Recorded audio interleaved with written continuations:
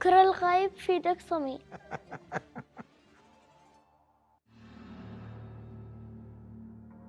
وين انت ابني لذا الحين؟ اقلقتني عليك.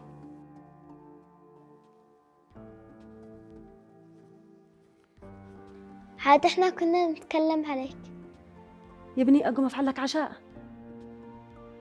لا تعشوا، أنا تعشيت. تصبحوا على خير أنتي ويسرى.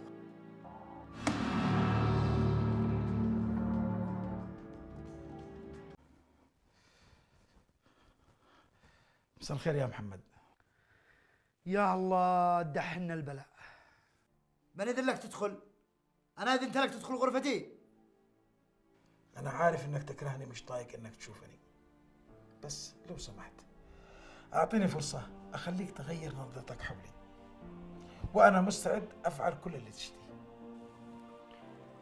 يعجبني ثقتك.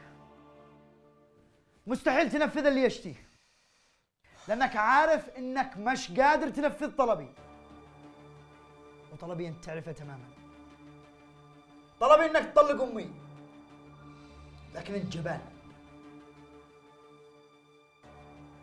ولو أنت رجال وتعرف إيش معنى الرجولة لا تنفذ طلبي. لو سمحت أعطيني فرصة أخليك تحبني بدل الكره هذا اللي في عيونك. حبك قول أزيد أكرهك. أنا شكراك وش أجلس أكرهك إلى يوم الدين. سلام يمه. وعليكم السلام ورحمه الله وبركاته. جالس في البيت؟ يا رجال اخرج ودور لك عمل بدل ما انت جالس جنبها. اخرج واثبت لها انك رجال.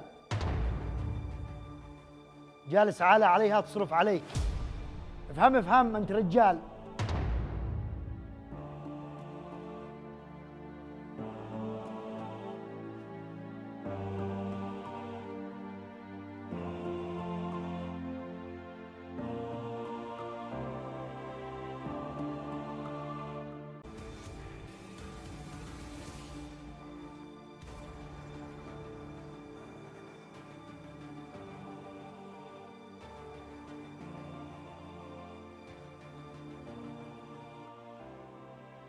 قوم غسل الصحون بدل ما انت جالس فاضي.